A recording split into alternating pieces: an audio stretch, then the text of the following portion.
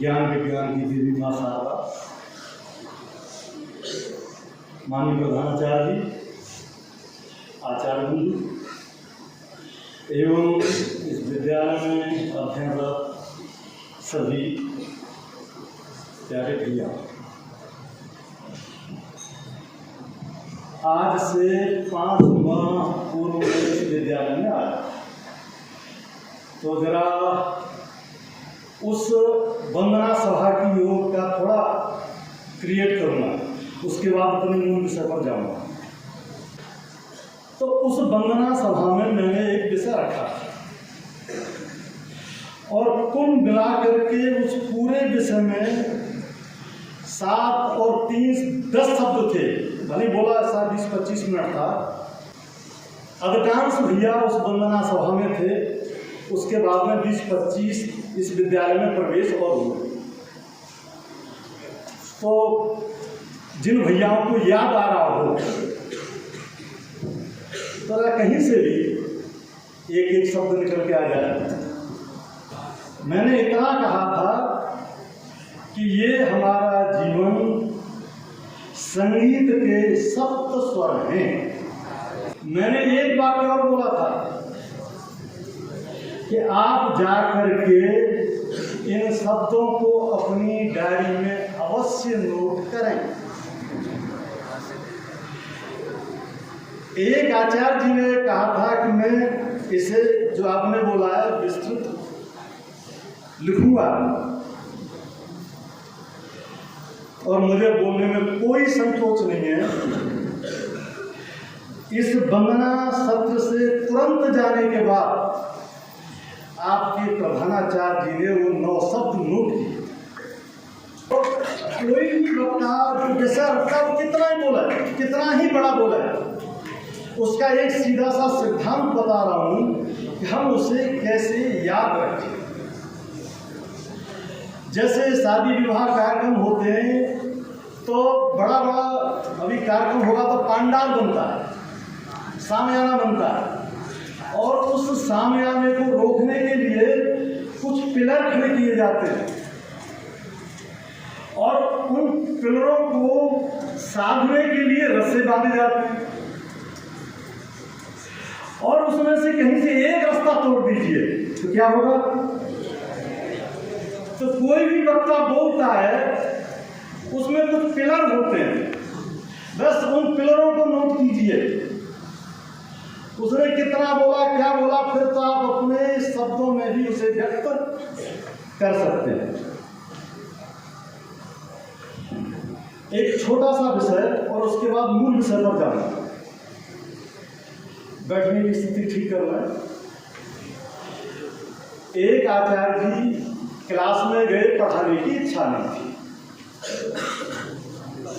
1 घंटा 40 मिनट का वो समय भी बिताना था। आप लोगों को भी कार्य में हिलाना था। उन्होंने कहा कि आज आपकी परीक्षा होगी, आप सभी को एक प्रश्न दिया जाएगा। यदि आप ताक झांक करेंगे, आपस में वार्ता करेंगे तो माइनस मार्किंग हो जाएगी। प्रश्न पत्र भी जब मैं कहूंगा तभी ओपन करना है, क्योंकि बांटने में तो समय लगेगा। तो आचार्य जी ने 35-40 जो भी क्लास की स्ट्रेंथ की संख्या थी, उन्होंने वो सिर्फ सभी में बांट दिया, प्रश्न पत्र बांट दिया। और फिर उन्होंने कहा कि अब आप अपना कार्य आरंभ करें।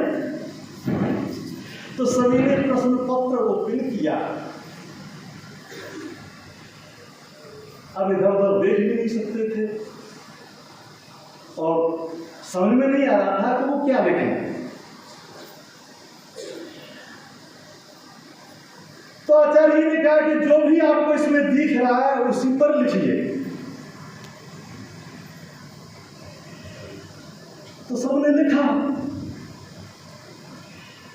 अब प्रश्न क्या था ये समझ लीजिए, फिर आप में से कहीं से उत्तर आना चाहिए। वो पेज बिल्कुल ब्लरिंग था, जो फोटो स्टेट का पेज होता है ना, बिल्कुल ब्लैंक था, खाली था, उस पर एक स्पॉट था। अब आपको प्रश्न का उत्तर देना, वार्ता नहीं करनी, कहीं से जल्दी उत्तर आना चाहिए। यदि आपके हाथ में वो प्रश्न पत्र होता तो आप क्या उत्तर देते? मुझे मूल विषय पर जाना है बहुत जल्दी, कहीं से भी। जी बोलिए जी। क्या पूरा पेज सफेद था? पूरा पेज सफेद था। चलिए और बोलिए। हाँ इधर से।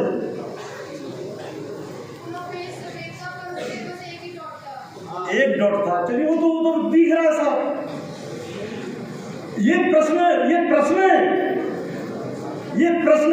ये आपने बताया, ये प्रश्न का उत्तर नहीं है। यानी हमारे जीवन में कठिनाई कम होती है। जैसे पूरे पेज पर केवल एक ही ब्लैक डॉट था, ब्लैक, सारा पेज साफ था, किंतु उन्होंने किस पर लिखा?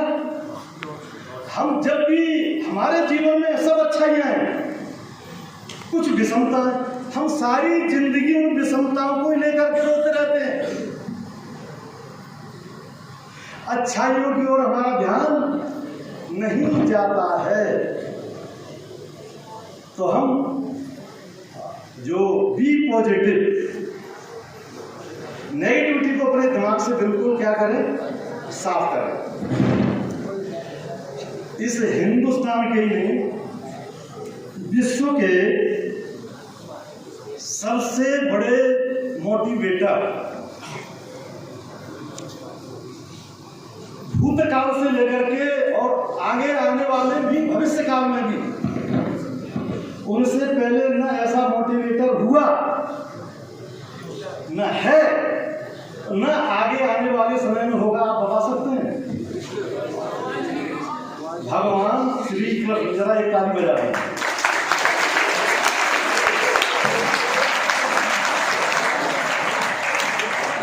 तो गीता के 6वें अध्याय के 24वां श्लोक, केवल आप उसकी वार्ता करेंगे। तो जब अर्जुन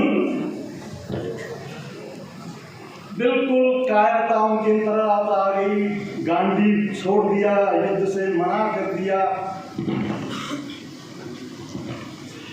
भगवान कृष्ण ने अर्जुन में उत्साह लाने के लिए, कर्म के लिए उद्धृत करने के लिए, और यह उस श्लोक के केवल उसमें 6 बातें हैं। मैं कितनी देर बोलूं, उन 6 बातों को ही केवल पकड़ना। तो श्लोक है उत्साह, धैर्य, निश्चयात। उत्साह, धैर्य, निश्चयात। तप कर्म प्रवर्तते, संघ त्यागो सठो व्रते। षड्व कर्म प्रसिद्धते। यानी आप इन 6 कामों को करेंगे तो आप प्रसिद्धि को प्राप्त होंगे। और प्रसिद्धि हम सब पाना चाहते हैं, जीवन में हम सब सफल होना चाहते हैं। तो पहला कर्म बताया कि जो भी काम करें, किसके साथ करें? उत्साह के साथ करें।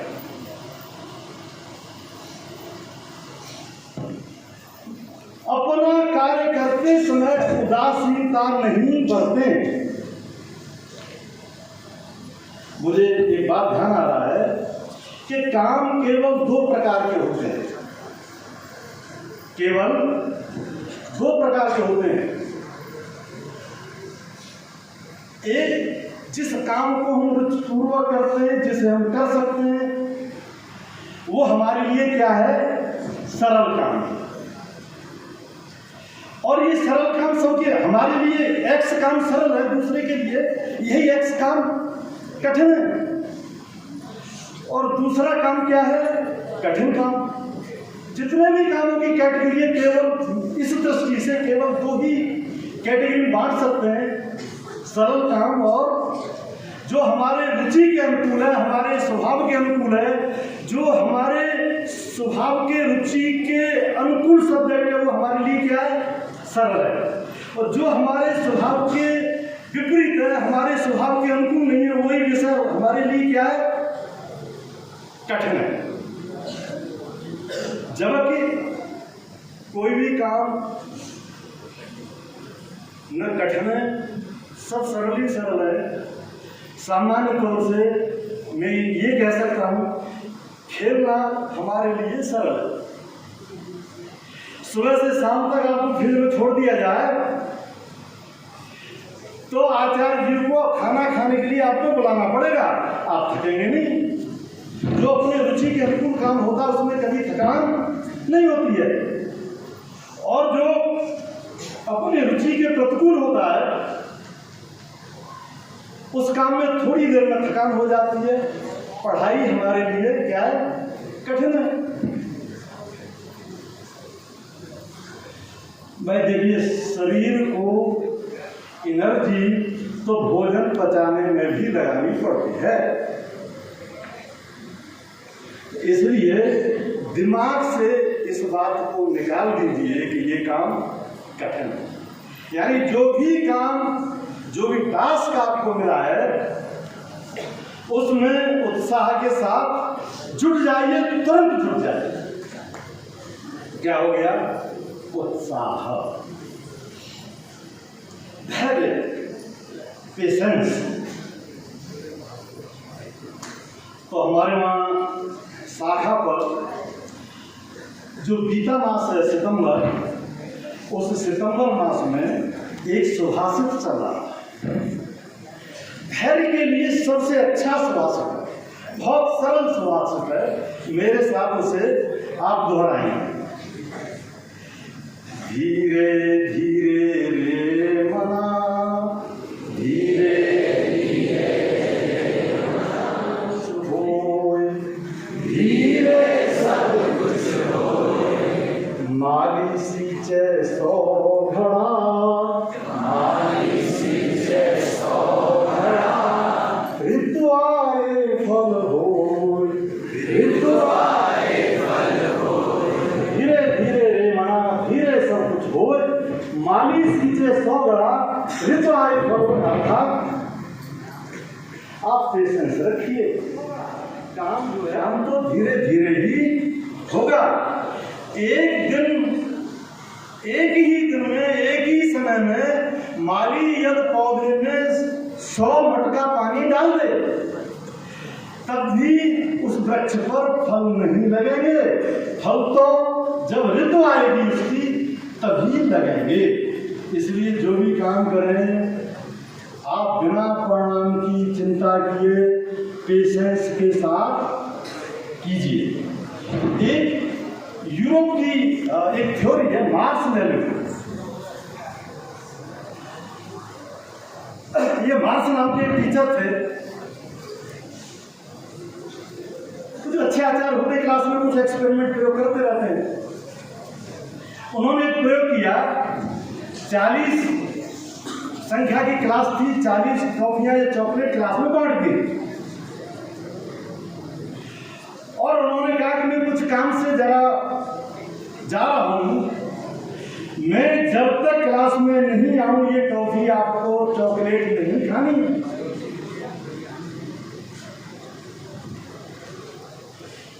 जब वो वापस आए 10-15 मिनट बाद तो अधिकांश भैया चॉकलेट खा चुके। कुछ भैया ऐसे थे जिनके पास में चॉकलेट थी। उस टीचर ने उन सबको अपनी डायरी में नोट किया और उन्हें भी नोट किया किन भैयाओं ने चॉकलेट और अलग अलग समय समय पर वो ये प्रयोग किया। और एक 10-15 साल बाद उन्होंने उन भैयाओं की जरा खोज खबर ली,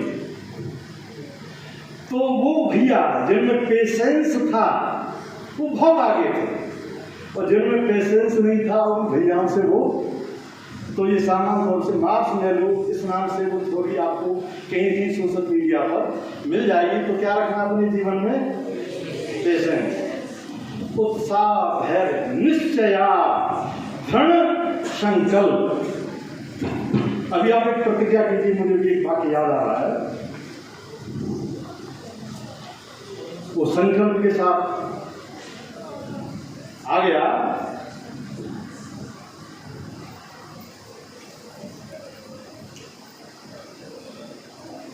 अपने से वादा,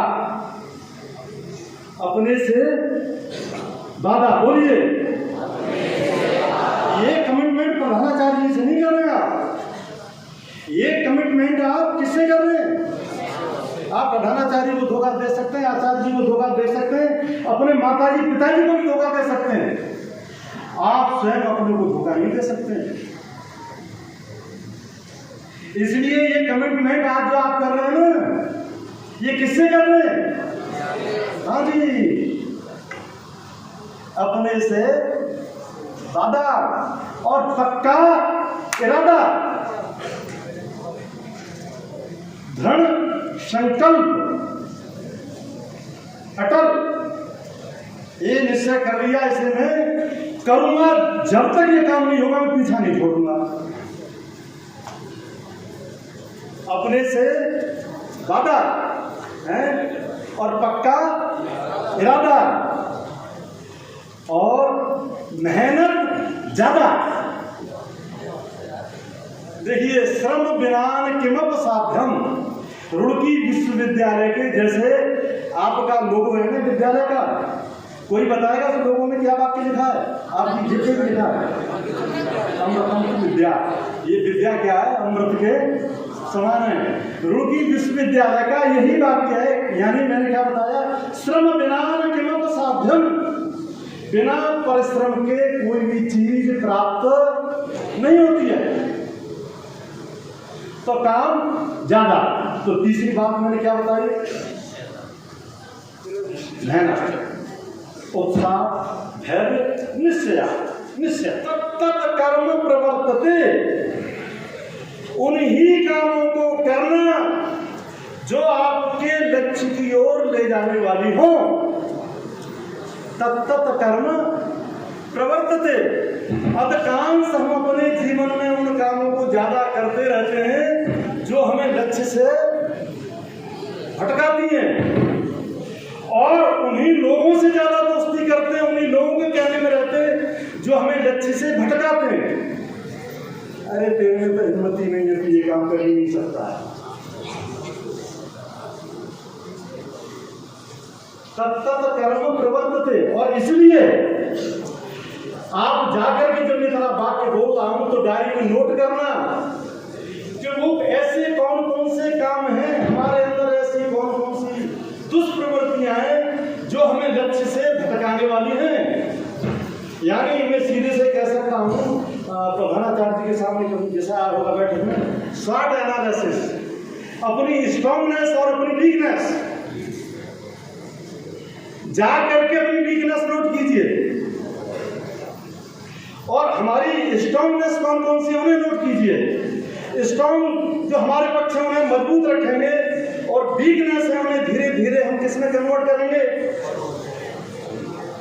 तो उन कामों को नहीं करना है जीवन में कभी भी जो हमें लक्ष्य से भटकाने वाली है, और उन लोगों से भी संबंध तोड़ देना है जो हमारे लक्ष्य के मार्ग में भटकाव लाने वाले हैं। तो ये दो बातें और हो गई। तत्त कर्म प्रवर्तते, संग त्यागो सठो दत्ते।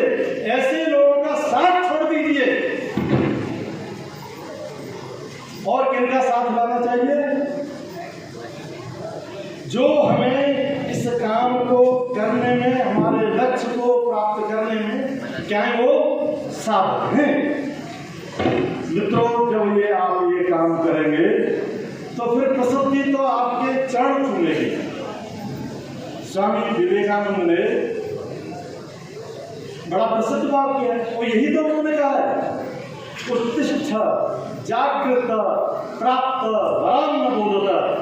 आप जब तक चलते रहिए अपने लक्ष्य पर, जब तक आपको अपना लक्ष्य प्राप्त न हो जाए। और अंत में 4 शब्द और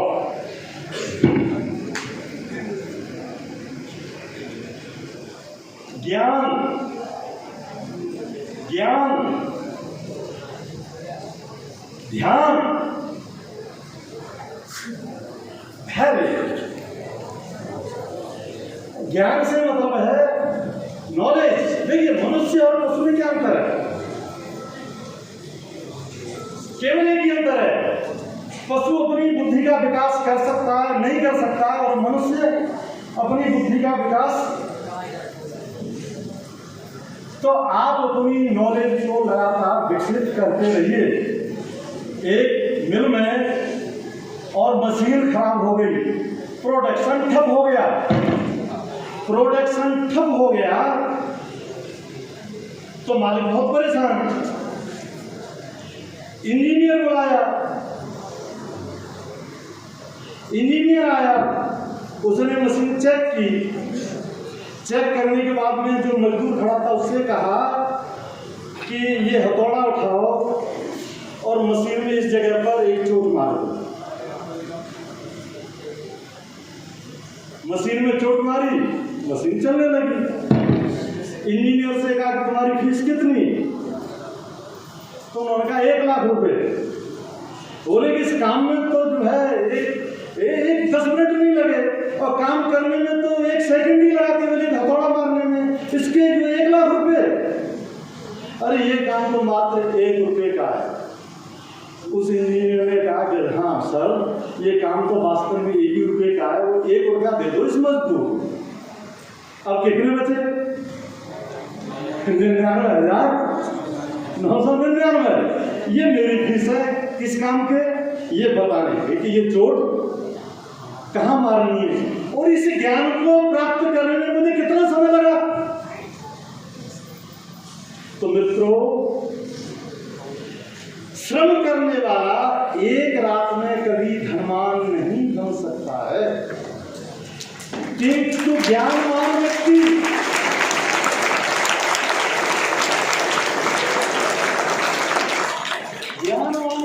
निर्धन सोएगा, प्रातःकाल गिरेगा तो वो धनवान, और हो सकता है उसे पद्मश्री मिल जाए, नोबेल पुरस्कार मिल जाए।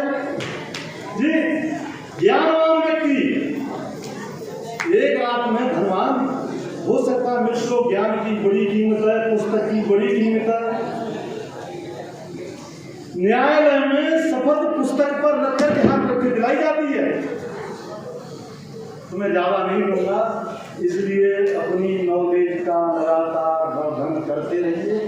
इस दिमाग में जो भी खुरापातें आती हैं तुरंत निकाल के बाहर कीजिए। दिमाग में ही सबसे ज्यादा कीचड़ भरी हुई है। आप गटर की कीचड़ साफ कर सकते हो, किंतु इस दिमाग की कीचड़, तो इसलिए ज्ञान, ध्यान यानी एकाग्रता, और तीसरा शब्द बोला था जी,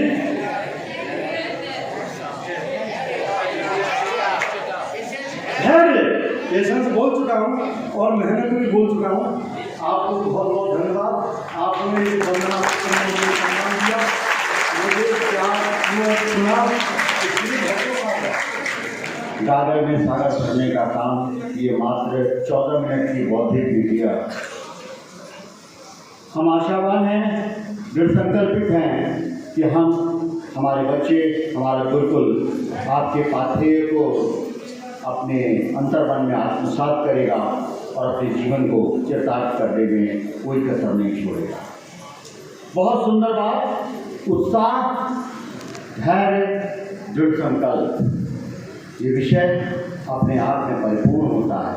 और साथ में जो अपनी कमजोरियां हैं और अच्छाइयां हैं, इसको जो आज होमवर्क दिया है, आदरणीय भाई साहब ने उसको नोट कीजिएगा, वो किसी को नहीं दिखाना, वो पन्ना कहीं छुपा के रखिएगा।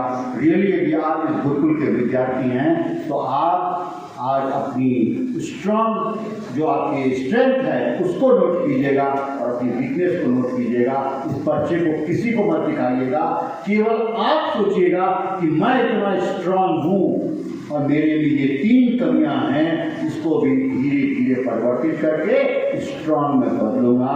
बेटा यदि करके देखोगे तो जीवन बदल जाएगा और आज भाई साहब का आना सार्थक होगा।